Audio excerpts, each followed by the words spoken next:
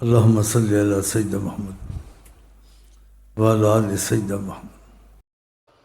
اللہ تعالیٰ نے زندگی میں یہ موقع دیتا ہے، موقعوں سے فائدہ اٹھانا چاہیے۔ اور نبی کریم اس مہینے کی بہت قدر کرتے تھے، بلکہ اکثر روزے رکھتے تھے۔ جن کو توفیق ہو تو کوشش کریں کہ پورے روزے شعبان کے رکھیں، یا کوئی رہ جائے تو کوئی بات نہیں، لیکن کوشش کریں، کیونکہ نبی کریم اس چیز کو بہت پسند کرتے تھے۔ جو نبی کریم چیز کو پسند کریں اس کو پسند کرنا چاہیے، اور کوشش کرنا چاہیے کہ روزے بہت رکھیں یہ شعبان شریف کے۔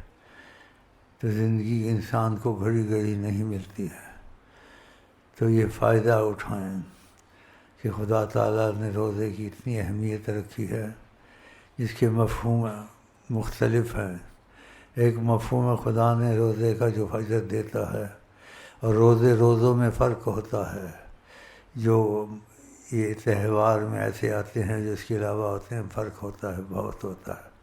تو روزوں کے متعلق یہ بھی اللہ تعالیٰ کا ایک حدیث کا مفہوم ہے۔ جو روزے رکھتا ہے اس کا نہیں پتہ اس کو کیا ملے گا۔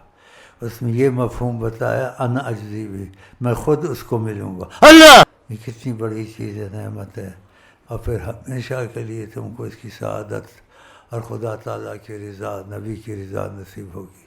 تو یہ کوشش کریں، اور روزے سے کوئی صحت کا نقصان نہیں ہوتا، تھوڑی دیر کا صبر، فائدے ہمیشہ کے لیے۔ تو کوشش کریں دل سے کہ آپ پھر روزے پورے رکھیں، کوئی رہ جائے تو اور بات ہے، لیکن آقا جی نے اس چیز کو بہت پسند کیا، خود رکھتے تھے۔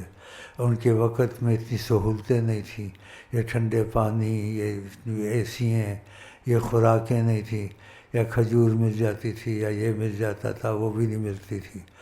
تو جو ان کے حالات زمانے میں تھے آپ کو سب کو پتہ ہے، اس میں بھی وہ اس میں کوشش کرتے تھے، رکھتے تھے۔ اب آپ کے وقت میں ایسی سہولتیں آ گئی ہیں کہ اتنی مشکل نہیں ہے، صحیح ہے نہیں صحیح؟ تو کوشش کریں یہ روزے رکھیں، پھر رمضان شریف آئے گا، اس میں بھی اللہ کرم کرے گا۔